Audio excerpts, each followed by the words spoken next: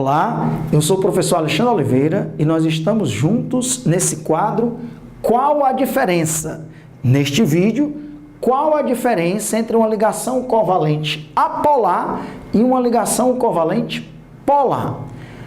O que é uma ligação covalente apolar? É aquela ligação onde não existe diferença de eletronegatividade entre os átomos envolvidos na ligação. Se não existe diferença de eletronegatividade entre os átomos envolvidos na ligação, aquela ligação é uma ligação covalente apolar. E o que é uma ligação covalente polar? É aquela ligação onde existe diferença de eletronegatividade entre os átomos envolvidos na ligação. Se há diferença de eletronegatividade entre os átomos envolvidos na ligação, aquela ligação é uma ligação covalente polar. Vamos para alguns exemplos de ligações covalentes apolares, que não vai haver diferença de eletronegatividade entre os átomos envolvidos. Por exemplo, no gás hidrogênio, nós temos aqui uma ligação simples entre os dois átomos de hidrogênio. Essa ligação simples é uma ligação covalente apolar, porque ela une dois átomos iguais e, portanto, não há diferença de eletronegatividade entre os átomos envolvidos. Outra molécula, onde nós temos uma ligação simples, é a molécula de gás cloro, Cl2. Daqui a estrutura de Lewis, da molécula de Cl2, que mostra os pares de elétrons envolvidos na ligação e os pares de elétrons livres. Nós temos aqui o cloro formando o octeto. Cada átomo de cloro tem 8 elétrons na última camada. 2, 4, 6, são 3 pares de elétrons livres, mais um par de elétron que está formando a ligação covalente simples. Essa ligação covalente simples é uma ligação covalente apolar. Na molécula de O2, nós temos a formação de uma dupla ligação entre os átomos envolvidos. Observe que cada átomo de oxigênio está com 8 elétrons formando o octeto. 2, 4, 6, 8. Cada tracinho desse, que representa uma ligação covalente, ele representa 2 elétrons envolvidos. Então, cada uma dessas ligações é uma ligação covalente apolar, porque ela une átomos iguais e, portanto, não há diferença de eletronegatividade. Inclusive, quero apenas acrescentar que quando é uma ligação dupla, uma ligação é sigma e a outra é pi. Esse é um detalhe a mais. Aqui na molécula de gás nitrogênio, nós temos uma ligação tripla entre os átomos envolvidos. E cada nitrogênio tem um par de elétrons livres, para que complete o octeto. Vamos contar, 2, 4, 6, 8. Cada átomo de nitrogênio está com 8 elétrons. Cada ligação dessa, ela é uma ligação covalente apolar, porque ela une 2 átomos iguais e, portanto, não há diferença de eletronegatividade. Um detalhe a mais é que quando nós temos uma ligação tripla, uma ligação é sigma e as outras duas são pi. Quando a ligação é simples, ela é do tipo sigma. Na dupla, uma é sigma e outra é pi. Na tripla, uma é sigma e 2 pi. Agora, vamos para exemplos onde eu coloquei ligações covalentes polares. Portanto, essa ligação vai unir átomos com eletronegatividades diferentes. O que é eletronegatividade? É a tendência que o átomo tem para atrair elétrons em uma ligação covalente. A eletronegatividade na tabela periódica, ela cresce nos períodos da esquerda para a direita e nas famílias de baixo para cima.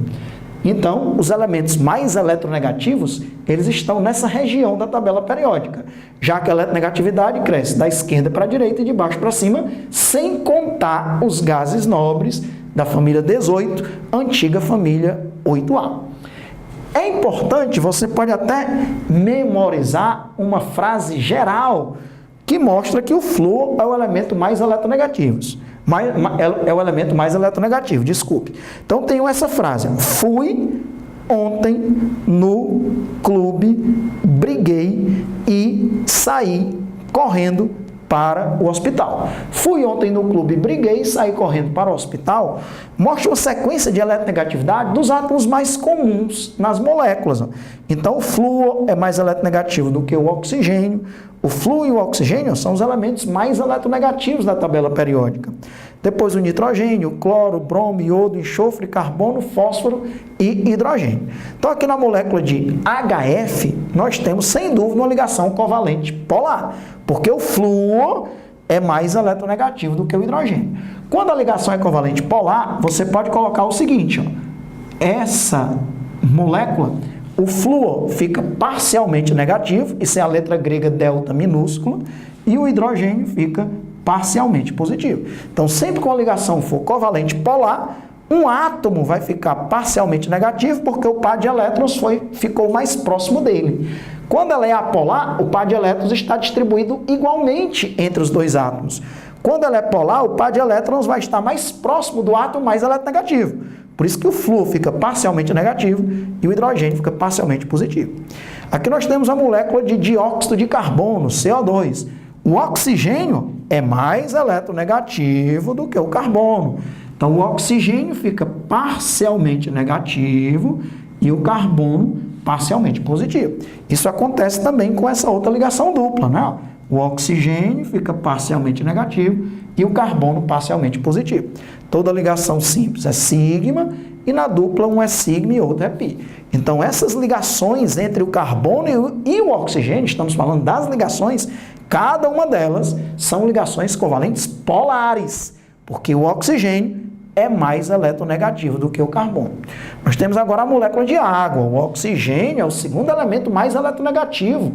Ele é mais eletronegativo do que o hidrogênio. Então, essa ligação entre hidrogênio e oxigênio na água é uma ligação covalente polar. O oxigênio fica parcialmente negativo, essa é uma letra grega delta minúscula, como se você fosse fazer um 8 e não completasse, não é?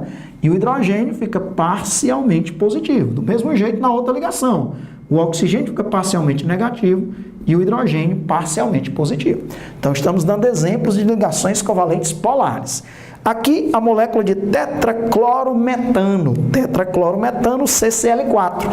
O cloro é mais eletronegativo do que o carbono. Então, em cada ligação dessa, o cloro fica parcialmente negativo e o carbono parcialmente positivo. Isso acontece com cada uma das 4 ligações, eu estou destacando aqui uma delas, ok?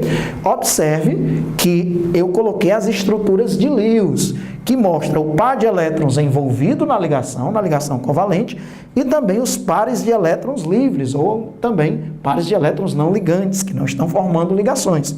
E se você contar, eles estão completando o octeto. 2, 4, 6, 8 aqui para o oxigênio. 2, 4, 6, 8. O carbono também está com octeto. 2, 4, 6, 8. O oxigênio está com octeto. 2, 4, 6, 8. O hidrogênio se estabiliza com 2 elétrons. O cloro, 2, 4, 6, 8. E o carbono também está com 8. 2, 4, 6, 8. Então, está aí o que é uma ligação covalente apolar, que é uma ligação que está unindo átomos que não têm diferença de eletronegatividade, e uma ligação covalente polar, que envolve átomos que têm diferença de eletronegatividade. Aquele átomo mais eletronegativo, ele atrai o par de elétrons da ligação para mais próximo dele, por isso que ele fica parcialmente negativo. E o átomo menos eletronegativo, como ele fica mais distante do par de elétrons, ele fica parcialmente positivo. Então, aprendemos qual a diferença entre uma ligação covalente apolar e uma ligação covalente polar. Se você ainda não é inscrito nesse canal, por favor, se inscreva para você ter acesso a todos os conteúdos. Ative o sininho para você ser avisado dos vídeos novos que são colocados online todas as semanas. Clique em gostei, no joinha, para ajudar no crescimento do canal. Compartilhe esse vídeo com seus amigos, com seus colegas. Deixe o seu comentário, até propondo qual é o vídeo que você quer ver aqui nesse quadro, qual a diferença. E nós nos vemos. Um grande abraço, até lá, ou em outros vídeos desse quadro, qual a diferença, ou nos outros quadros do canal. Tchau, um grande abraço, até a próxima.